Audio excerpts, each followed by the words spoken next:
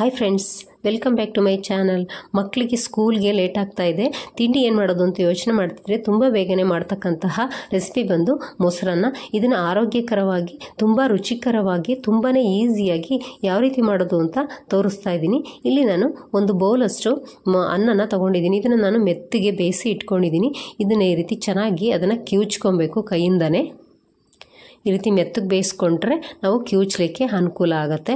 ಈ ರೀತಿ ಮೆತ್ತಗೆ ಬೇಯಿಸ್ಕೊಂಡು ಚೆನ್ನಾಗಿ ಅದನ್ನು ಕಿವುಚ್ಕೊಬೇಕು. ತುಂಬ ಸಾಫ್ಟ್ ಆಗೋವರೆಗೂ ನಾವು ಕಿವುಚ್ಕೋಬೇಕಾಗತ್ತೆ, ಒಂದು 2 ನಿಮಿಷ. ನೋಡಿ, ನಾವು ಕಿವುಚಿರೋದು ಈ ರೀತಿ ಸಾಫ್ಟಾಗಿ ಇರಬೇಕಾಗತ್ತೆ. ಇಷ್ಟಾದರೆ ಸಾಕು. ಈಗ ನಾನಿಲ್ಲಿ 1 ಬೌಲಷ್ಟು ಮೊಸರನ್ನ ಹಾಕ್ಕೊಳ್ತಾ ಇದ್ದೀನಿ, ಸುಮಾರು 150 ml ಅಷ್ಟು. ನಂತರ ಒಂದು 50 ml ಅಷ್ಟು ಹಾಲನ್ನ ಹಾಕ್ಕೊಳ್ತಾ ಇದ್ದೀನಿ. ಈಗ ಇದನ್ನು ಕೂಡ ಚೆನ್ನಾಗಿ ನಾವು ಈ ರೀತಿ ಕೈಯಿಂದನೇ ಚೆನ್ನಾಗಿ ಕಲಿಸ್ಕೊಳ್ಬೇಕಾಗತ್ತೆ ಅಥವಾ ಕಿವುಚ್ಕೊಳ್ಬೇಕಾಗತ್ತೆ. ಈ ರೀತಿ ಚೆನ್ನಾಗಿ ನಾವು ಮಿಕ್ಸ್ ಮಾಡಿಕೊಳ್ಬೇಕು. ಕೈಯಿಂದ ಮಿಕ್ಸ್ ಮಾಡಿದ್ರೆ ಅದರ ಟೇಸ್ಟು ತುಂಬ ಚೆನ್ನಾಗಿರುತ್ತೆ. ಹಾಗಾಗಿ ನಾನು ಕೈಯಿಂದನೇ ಈ ರೀತಿ ಮಿಕ್ಸ್ ಮಾಡ್ಕೊಳ್ತಾ ಇದ್ದೀನಿ. ನೋಡಿ, ಈ ರೀತಿ ಇರಬೇಕಾಗತ್ತೆ ಗಟ್ಟಿ. ಚೆನ್ನಾಗಿ ಈ ರೀತಿ ಕಲಸಿದ ನಂತರ ನಾನು ಅದಕ್ಕೆ 1 ಸ್ಪೂನಷ್ಟು ತುರಿದಿರೋ ಶುಂಠಿನ ಹಾಕ್ಕೊಳ್ತಾ ಇದ್ದೀನಿ. ಹಾಗೆ ಒಂದು ಅರ್ಧ ಬೌಲಷ್ಟು ಕ್ಯಾರೆಟ್ ತುರಿನ ಹಾಕ್ಕೊಳ್ತಿದ್ದೀನಿ. ಹಾಗೆ ರುಚಿಗೆ ತಕ್ಕಷ್ಟು ಉಪ್ಪನ್ನು ಹಾಕ್ಕೊಳ್ತಾ ಇದ್ದೀನಿ.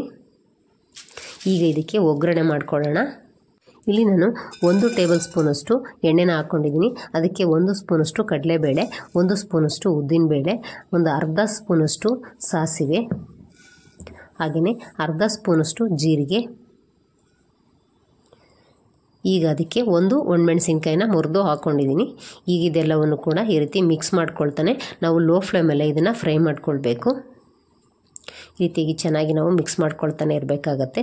ಇದು ಸ್ವಲ್ಪ ಫ್ರೈ ಆದ ನಂತರ ನಾನು ಅದಕ್ಕೆ ಒಂದು 2 ಹಸಿಮೆಣಸಿನ್ಕಾಯಿನ ಈ ರೀತಿ ಕಟ್ ಮಾಡಿ ಹಾಕ್ಕೊಳ್ತಾ ಇದ್ದೀನಿ. ಹಾಗೆ ಗೋಡಂಬಿ ಮತ್ತು ಸ್ವಲ್ಪ ದ್ರಾಕ್ಷಿನ ಕೂಡ ಹಾಕ್ಕೊಳ್ತಾ ಇದ್ದೀನಿ.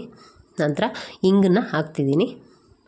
ಈಗ ಅದಕ್ಕೆ ಸ್ವಲ್ಪ ಕರಿಬೇವಿನ ಸೊಪ್ಪನ್ನು ಕೂಡ ಹಾಕಿ ಚೆನ್ನಾಗಿ ಈ ರೀತಿ ಮಿಕ್ಸ್ ಮಾಡ್ಕೊಳ್ತಾ ಅದನ್ನು ಸ್ವಲ್ಪ ಫ್ರೈ ಮಾಡ್ಕೊಳ್ತಾ ಇದ್ದೀನಿ. ನಾನು ಊರಿನ ಲೋ ಫ್ಲೇಮಲ್ಲೇ ಇಟ್ಕೊಂಡು ಈ ರೀತಿ ಮಿಕ್ಸ್ ಮಾಡ್ಕೊಳ್ತಾ ಅದನ್ನು ಫ್ರೈ ಮಾಡ್ತಿದ್ದೀನಿ.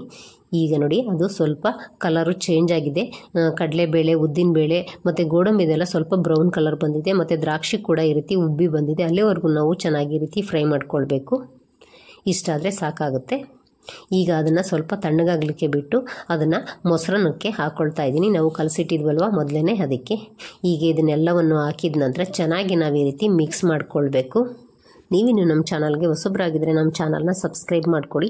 ಹಾಗೆ ವಿಡಿಯೋ ಇಷ್ಟ ಆದರೆ ಲೈಕ್ ಮಾಡಿ, ಶೇರ್ ಮಾಡಿ. ಹೀಗೆ ನಮ್ಮ ಚಾನಲ್ನ ಸಪೋರ್ಟ್ ಮಾಡ್ತಾಯಿರಿ. ಈಗ ಸ್ವಲ್ಪ ಗಟ್ಟಿಯಾಗಿದೆ, ಅದಕ್ಕೆ ನಾನು ಒಂದು ಅರ್ಧ ಬೌಲಷ್ಟು ನೀರನ್ನ ಹಾಕ್ಕೊಂಡು ಚೆನ್ನಾಗಿ ಈ ರೀತಿ ಮಿಕ್ಸ್ ಮಾಡ್ಕೊಳ್ತಾ ಇದ್ದೀನಿ. ನೋಡಿ, ಈ ರೀತಿ ಮಿಕ್ಸ್ ಮಾಡಿಕೊಂಡ್ರೆ ನಮ್ಮ ಮೊಸರನ್ನ ರೆಡಿಯಾಗಿಬಿಡುತ್ತೆ. ಇಲ್ಲಿ ನಾನು ಸ್ವಲ್ಪ ದಾಳಿಂಬೆ ಬೀಜಗಳನ್ನ ಹಾಕ್ಕೊಳ್ತಾ ಇದ್ದೀನಿ.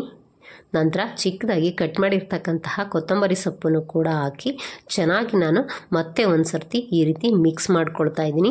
ನಾವು ಸ್ಮೂತಾಗಿ ಈಗ ಮಿಕ್ಸ್ ಮಾಡ್ಕೊಳ್ಬೇಕು. ನಾವು ದಾಳಿಂಬೆ ಬೀಜನ ಮೊದಲೇ ಹಾಕಿ ಮಿಕ್ಸ್ ಮಾಡಿದ್ರೆ ಅದು ಮೊಸರನ್ನದೊಳಗಡೆ ಕಲಸೋಗೋ ಚಾನ್ಸಸ್ ಇರುತ್ತೆ. ಹಾಗಾಗಿ ನಾವು ಕೊನೆಯಲ್ಲಿ ಹಾಕಿ ಇದನ್ನು ಈ ರೀತಿ ಮಿಕ್ಸ್ ಮಾಡ್ಕೊಳ್ಬೇಕು. ಇಷ್ಟಾದರೆ ನಮ್ಮ ಸೂಪರಾಗಿರ್ತಕ್ಕಂತಹ ಮೊಸರನ್ನ ರೆಡಿಯಾಗುತ್ತೆ. ನೀವು ಕೂಡ ನಿಮ್ಮ ಮನೆಯಲ್ಲಿ ಮಾಡಿಕೊಂಡು ಯಾವ ರೀತಿ ಬಂತು ಅಂತ ನನಗೆ ಕಮೆಂಟಲ್ಲಿ ತಿಳಿಸಿ. ಇದೇ ರೀತಿ ಈಸಿ ಮತ್ತು ಹೆಲ್ತಿ ರೆಸಿಪಿಗಾಗಿ ನೀವು ನಮ್ಮ ಚಾನಲ್ನ ಇದೇ ರೀತಿ ವಾಚ್ ಮಾಡ್ತಾ ಇರಿ. ನೋಡಿ ಎಷ್ಟು ಸಖತ್ತಾಗಿ ಬಂದಿದೆ ಅಂತ. ತಿನ್ನಲಿಕ್ಕೂ ಕೂಡ ಅಷ್ಟೇ ಟೇಸ್ಟಿಯಾಗಿರುತ್ತೆ. Thank you for watching. Bye friends.